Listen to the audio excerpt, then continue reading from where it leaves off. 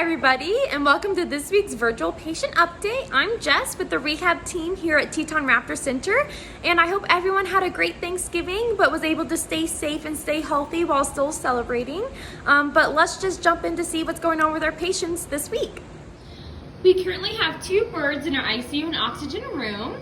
We have a Greyhondel 1030 that was entangled in a power line and is still recovering from a deep laceration near its elbow. The wound is looking really good. The scab is looking healthy with nice healthy tissue around it.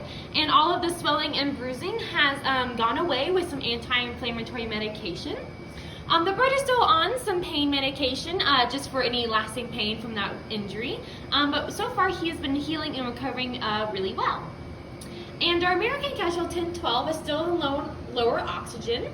The bird is starting to be a bit more active and using his right wing a bit more, so we're hoping to do a flight evaluation here in the next few days to see if he's improved any in his ability to fly, particularly using that right wing. And we have 7 birds in our Muse right now for a total of 9 patients this week. Great Horndell 1011 that came in with some head trauma, dehydrated, and just not acting behaviorally as aggressive as a Great Horndell should be, has made some improvements this week in its behavior. The bird is acting more defensive and a little bit more wary of humans and is being more active in its mew, which is some good signs. Great Greyhondel 1010 that was hit by a car is doing okay. The bird is getting physical therapy every other day at the moment. The elbow joint in that right wing is starting to get a bit stiff, so we're going to keep up with the physical therapy and hope that with more time in cage rest, that fracture site will continue to callus a bit more. Great Horndell 829 is doing okay. We are still flight training this bird. Unfortunately, he's still a bit too loud due to the asymmetry in his wrist for release at this moment, but we're hopeful that if we keep conditioning him, that will improve.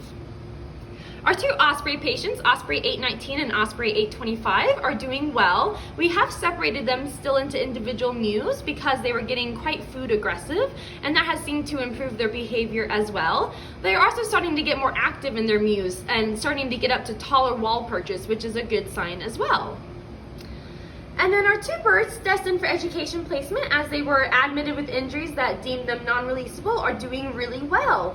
Our Northern Saw-Whet Owl is maintaining a really good weight, and our American Casual 76 is doing really well with some more interactions with humans. And luckily this week we were also able to release a Great Horndell. Great Horndell 1116 was admitted after it was found by the road, sternal or laying on its stomach, and with some body trauma, spinal trauma, and some bruising in the left knee. All of that bruising healed up pretty quickly with some anti-inflammatory medications, and the bird passed his life prey test and his flight test and was released on Thanksgiving back out into the wild, which is really great. Well, that's what's going on with us this week here in the clinic. I hope everyone again had a really good holiday week, and stay safe, stay healthy, and we'll be back next week.